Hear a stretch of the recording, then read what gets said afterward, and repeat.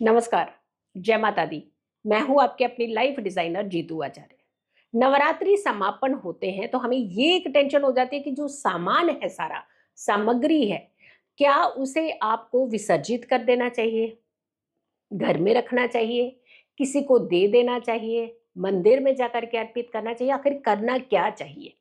उनमें से दो तीन चीजें तो बड़ी इंपॉर्टेंट होती हैं, जैसे नारियल हो गया, उनका जल हो गया जो आपने कलश में रखा होता है, उसमें कुछ सिक्के भी डाले होते हैं, हम बताते हैं सिक्के का उपाय। तो वो तो हम बताएंगे बताएंगे कि सिक्के का क्या करें आप। लेकिन जैसे सुहाग का सामान आप रखते हैं, सुहाग की सामग्री रखते हैं ना आप, श्रृंगार जिसे आप कहते हैं, वो क्या करेंगे आप। चुनरी स्पेसिफिकली, आप चुनरी का क्या करेंगे, चाहे वो नारियल के ऊपर लपेटी हुई है, चाहे आपने जवारों के आगे पीछे लपेटी हुई है, उनका क्या करें। जो धागा आपने बांधा होता है लाल, जिसे आप मोली कहते हैं, कलावा कहा जाता है, जैसे मैंने अपने हाथ में भी देखी, आपने कितने सारे मैंने बांधे हुए हैं, बहुत अच्छे होते हैं, शुभता होती है, अच्छा माना जाता है बांधना। तो ये जो कलावा है उसका क्या करें। आसन भी बिछाया होता है आपने, चौकी भी रखी होती है आपने, तो करें क्या आखिर उन चीजों का जिससे माता रानी भी प्रसन्न रहे और आपकी जिंदगी के अंदर एक बिल्कुल डिफरेंट सी एनर्जी भी फील हो आपको। इस बार की नवरात्रि योग संयोग के साथ थी, लेकिन इस बार ग्रहों की भी बड़ी उथल पुथल थी, बड़े ड्रास्टिक ग्रहों के चेंज हो रहे थे। तो यहाँ पर आपने क्या ऐसी चीजें करनी है कि आपकी जो एनर्जी है वो आपके कंट्रोल में रहे, पॉजिटिव रहे और सुख और समृद्धि आपके साथ रहे। सबसे पहले श्रृंगार की बात कर लेते हैं। श्रृंगार आपने माता रानी को चढ़ाया है, अब वो श्रृंगार का क्या करें, कैसे विसर्जित करना चाहिए। देखिए, अगर आप विसर्जित कर रहे हैं यानी प्रवाह कर रहे हैं, जल प्रवाह जिसे हम कहते हैं, तो श्रृंगार साथ में डाल दीजिएगा, प्रवाह कर दीजिएगा।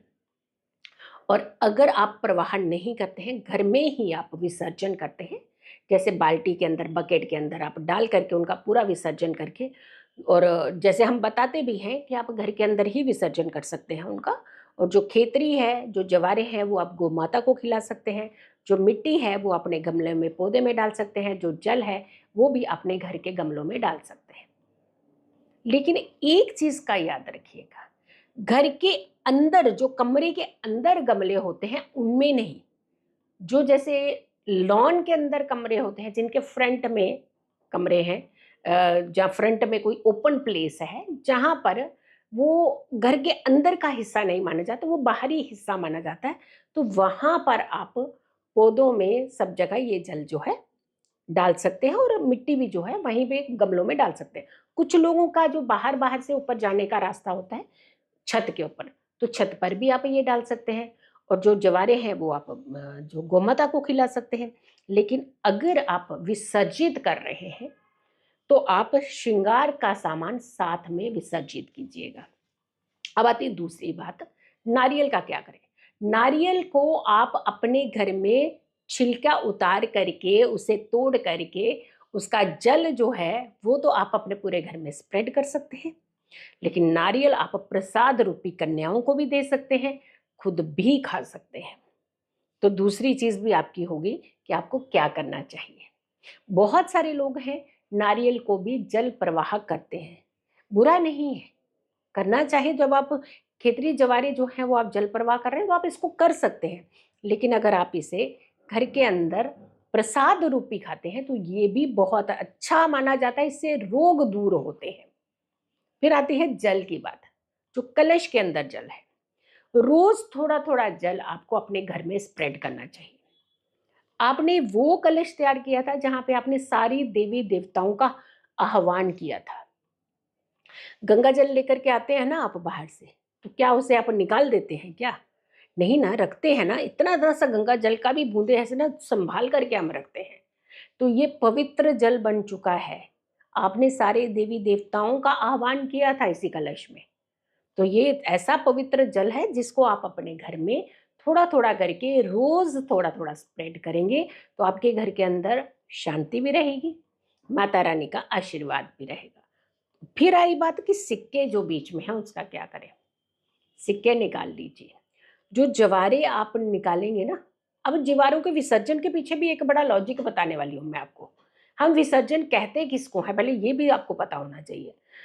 अब जो सिक्के हैं, सिक्कों में थोड़े से जवारे निकाल लीजिए और उसमें से सिक्के में डालिए, लाल कपड़े में बांधिए, अपने धन स्थान पर रखिए, धन बढ़ेगा आपका, खूब सारे धन में तरक्की होती है। अब आ जाइए कि वो जो हम कह रहे हैं कि कैसे कहते हैं कि विसर्जन, विसर्जन मीन्स जब आप कन्या पूजन से पहले आप उसकी कुछ शाखें निकाल लेते हैं। जब आप जवारों में जो बीजे हुए जवारे हैं, खेतरी जिसे कहते हैं, उसमें कुछ शाखें निकाल लेते हैं तो वो विसर्जन वही हो जाता है। बाकी तो विदा कहा जाता है, उसको विदाई कहते हैं। विसर्जन मीन्स हो गया, जब आपने उसे निकाले उसमें से कुछ जवारे, तो वो अलग किए कुछ जवारे के कुछ शाखें, तो वो विसर्जन हो गया। लेकिन उसके बाद हम विदा करते हैं, तो विसर्जन ऐसे होता है। इसीलिए उसकी कुछ शाखें अगर रखी जाती है तो ये धन की बढ़ोतरी करती है। अब आ जाइए चुनरी का क्या करें। जो कन्याओं ने ये व्रत इसीलिए रखे हैं कि एक अच्छे वर की प्राप्ति हो, उन कन्याओं को ये चुनरी अपने घर में अपने उस स्थान पर रखनी चाहिए जहाँ पे अंडरगारमेंट्स नहीं रखे होते हैं, यानी अपने दुपट्टे जो हैं उसमें रख सकते हैं, साफ जगह पर इन्हें रखना चाहिए।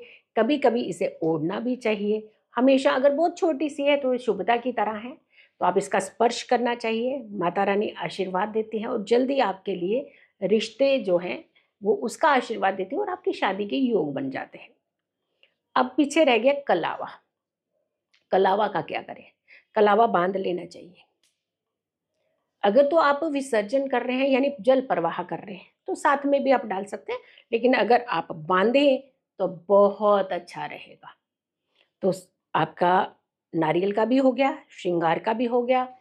चौकी जो आपने लगाई होती है, न्यू चौकी लगाते हैं ज़्यादातर लोग, और वो चौकी हमेशा बच्चे जब पढ़ते हैं तो उनके आगे रखनी चाहिए ताकि उस पर किताबें रख करके पढ़ें, उनको बहुत ज्ञान मिलता है और पढ़ाई करने में एक इंटरेस्ट जागता है। तो आप इस तरीके से आप सारी चीज़ों का इस्तेमाल कीजिए और माता रानी का खूब सारा आशीर्वाद पाइए, ताकि माँ आपके ऊपर हमेशा मेहरबान रहे, आपकी ज़िंदगी के अंदर खुशियाँ, सुख और समृद्धि हमेशा बनी रहे। वीडियो को ज़रूर शेयर करना है, वीडियो अपने तक नहीं रखनी है, ज़रूर शेयर कीजिएगा, हर व्यक्ति तक इस वीडियो को ज़रूर पहुँचाइएगा। खुश रहें, स्वस्थ रहें, पॉजिटिव रहें। पॉजिटिव रहते हैं तो हर समस्या से हम दूर रहते हैं। जल्दी हाजिर होंगे एक अच्छी वीडियो के साथ, तब तक के लिए नमस्कार, जय माता दी।